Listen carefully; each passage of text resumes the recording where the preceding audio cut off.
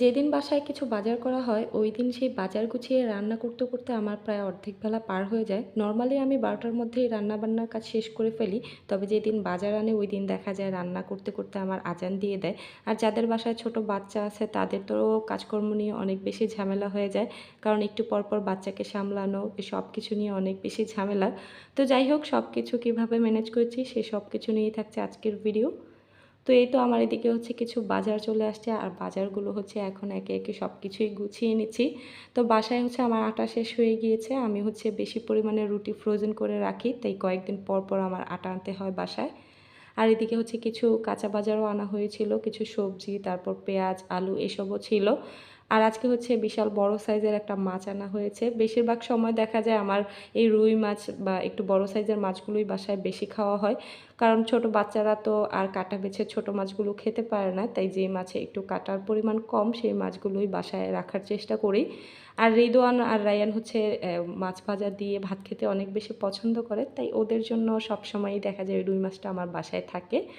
তো যাই হোক মাছগুলোকে হচ্ছে বেশ ভালো করে আমি ধুয়ে ক্লিন করে নিচ্ছিলাম। আমি হচ্ছে একেবারেই ক্লিন করে তারপর ফ্রিজে রাখার চেষ্টা করি। এতে করে পরবর্তীতে নামিয়ে রান্না করতে অনেকটা ইজি হয়ে যায়। তো এখন হচ্ছে আমি একটা বক্সে ভরে কিছু মাছ রেখে দিচ্ছি আর আজকে হচ্ছে কিছু ফ্রেশ ফ্রেশ মাছ রান্না করব। তো এইদিকে একটা বক্সে করে আমি হচ্ছে ডিপে রেখে দিব, যখন দরকার তখন নামিয়ে রান্না করে ফেলবো। আর এদিকে হচ্ছে পেঁয়াজ আলু তারপর সবজিগুলো সব গুছিয়ে নেওয়ার চেষ্টা করছি। আর এই তো সব গুছিয়ে নেওয়ার পর এখন হচ্ছে রান্না বান্নার প্রিপারেশান চলছে। তো এদিকে হচ্ছে আমি কিছু বাঁধাকপি কেটে নিলাম, এটা দিয়ে হচ্ছে আজকে ভাজি করব। তো অলরেডি হচ্ছে আমার সব কাটাকাটির পর্ব শেষ। আমি সব কিছু একসাথে কেটে তারপর হচ্ছে গুছিয়ে নেওয়ার চেষ্টা করি। আর আজকে হচ্ছে কিছু মাছ আর সাথে হচ্ছে রুই মাছের মাথাটাও নিয়ে নিলাম। তো মাথাটা দিয়ে হচ্ছে টক রান্না করব আর এদিকে হচ্ছে তরকারির জন্য মাছগুলো আগে ভেজে নিচ্ছি। তো আমরা হচ্ছে কিছু মাছ দিয়ে তরকারি রান্না করব আর ২ পিস মাছ হচ্ছে আমার বাচ্চাদের জন্য রাখবো, তাই এখানে একটু বেশি পরিমাণেই মাছ নিলাম। আর এদিকে হচ্ছে আমি টকটা বসিয়ে দিচ্ছি। আমার বাসায় হচ্ছে মাছের মাথা দিয়ে টক খেতে অনেক বেশি পছন্দ করে।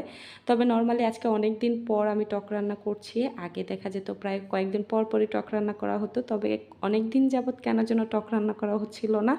তো এদিকে হচ্ছে আমি সব ধরনের মশলা একটু একটু করে দিয়ে এখন কাঁচামরিচ দিয়ে হাত দিয়ে মাখিয়ে পরিমাণ মতো একটু পানি দিয়ে হচ্ছে আমি টমেটোটাকে আগে সেদ্ধ করে নিব। তো টমেটোটা সেদ্ধ হওয়ার পর তারপর হচ্ছে মাছগুলো দিয়ে দিব। তো এদিকে হচ্ছে আমার মাছটা কিন্তু ভালো করেই ভাজা হয়ে গিয়েছে। আমি নরমালি মাছ যে রান্না করি সেই মাছগুলো একটু ভালো করে ভেজে নেওয়ার চেষ্টা করি। অনেকে হচ্ছে একটু হালকা ভেজে তারপর রান্না করে। আমি একটু ভালো করে ভাজা হলেই মাছটা খেতে বেশি ভালো লাগে। আর এদিকে ২ পিস মাছ হচ্ছে বাচ্চাদের জন্য উঠিয়ে রাখছি। আর এই তো এখন হচ্ছে আমি পেঁয়াজটা ভেজে নিচ্ছি। আমি হচ্ছে আজকে রুই মাছগুলো ভুনা করব, তো এই জন্য বেশি পরিমাণেই হচ্ছে পেঁয়াজ ভেজে নিচ্ছি। তো পেঁয়াজের মধ্যে হচ্ছে একটু লবণ দিয়ে ভাজলে তাড়াতাড়ি হচ্ছে পেঁয়াজটা ভাজা ভাজা হয়ে যায়। তো এই জন্য হচ্ছে একটু লবণ দিয়ে ঢেকে এখন পেঁয়াজটা ভালো করে ভেজে নিব। আর এদিকে আমার টমেটোটাও কিন্তু অলরেডি সেদ্ধ হয়ে গিয়েছে। এখন এটাকে হচ্ছে একটু ভালো করে নরম করে নিচ্ছি আমি। তো এই তো ডাল ঘুটনির সাহায্যে হচ্ছে বেশ ভালো করে একটু ঘুটে নিচ্ছি। তো নরমালি এখনকার টমেটো কিন্তু খুব একটা টাইম লাগে না সেদ্ধ হতে। তো এই তো আমার এদিকে মাছের মাথাগুলো ভালো করে ক্লিন করে নিয়েছি। এখন হচ্ছে দিয়ে দিচ্ছি। দিয়ে ২ থেকে ৩ মিনিটের মতো জাল করে নিব। তো এই তো ৩-৪ মিনিট পর মাছটাও কিন্তু ভালোভাবে জাল হয়ে গিয়েছে। এখন পরিমাণ মতো হচ্ছে আমি পানি দিয়ে দিলাম। এখন এটাকে বেশ অনেকক্ষণ জাল করে নিব আর উঠানোর আগে হচ্ছে আম দিয়ে দিব। আর এদিকে আমার পেঁয়াজটাও মোটামুটি ভাজা হয়ে গিয়েছে। এখন হচ্ছে কিছু টমেটো আর কাঁচামরিচ দিয়ে দিলাম। তো এখন সব ধরনের মশলা একটু একটু করে দিয়ে দিচ্ছি। আদা রসুনের বাটা দিলাম, তারপর হচ্ছে মরিচ গুঁড়ো, হাফ চামচের মতো হলুদ গুঁড়ো, জাস্ট একটু লবণ দিলাম। আগে যেহেতু একটু লবণ অ্যাড করেছিলাম, তাই এখন হচ্ছে লবণের পরিমাণটা একটু কম দিলাম। তো এখন বেশ ভালো করে হচ্ছে মশলার সাথে মিশিয়ে ঢেকে হচ্ছে ২ থেকে ৩ মিনিটের মতো একটু মশলাটা ভালোভাবে কষিয়ে নিব। তো এই তো আমার মশলা কষানো কিন্তু হয়ে গিয়েছে। এখন হচ্ছে মাছগুলো দিয়ে দিচ্ছি। এখন পরিমাণ মতো হচ্ছে পানি দিচ্ছি। আমি পানির পরিমাণটা কমই দিলাম, কারণ আমি হচ্ছে একটু ভুনা ভুনা রাখার চেষ্টা করব, তাই পানির পরিমাণ অনেকটাই কম দিয়েছি। এদিকে হচ্ছে টকটা অনেকটাই জাল হয়ে গিয়েছে। এখন হচ্ছে কিছু কাঁচা আম দিয়ে দিলাম। তবে এখানে চাইলে কিন্তু যে কোনো টক ফল দিয়ে এই টকটা রান্না করা যাবে। তবে এখন যেহেতু আমের সিজন চলছে, আমের টকটাই বেশি ভালো লাগে খেতে। আর এদিকে তরকারিটা প্রায় হয়ে গিয়েছে। আমি হচ্ছে কিছু ধনেপাতা কুচি দিয়ে দিচ্ছি। তবে ভুনা তরকারিতে কিন্তু একটু ধনেপাতা না দিলে ফ্লেভারটা ভালো আসে না, আর আমার কাছে ধনেপাতা দিয়েই খেতে বেশি ভালো লাগে। আর এদিকে আমার টকটাও কিন্তু একদমই হয়ে গিয়েছে। এখন একটু ধনেপাতা দিয়ে তারপর হচ্ছে টকটাও নামিয়ে নিব। আর টকের মধ্যে কিন্তু মাস্ট ধনেপাতা দিতেই হয়, না দিলে ফ্লেভার পাওয়া যায় না।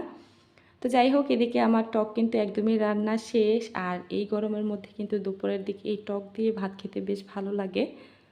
তো সব রান্না শেষ করে এখন হচ্ছে একটু বাঁধাকপি ভাজি করে নিয়েছিলাম। তো বাঁধাকপি আগে হচ্ছে একটু ভাপিয়ে নিয়েছি, তারপর হচ্ছে এখন একটু পেঁয়াজ ভেজে তারপর কাঁচামরিচ দিয়ে লবণ দিয়ে জাস্ট ভেজে নিচ্ছি।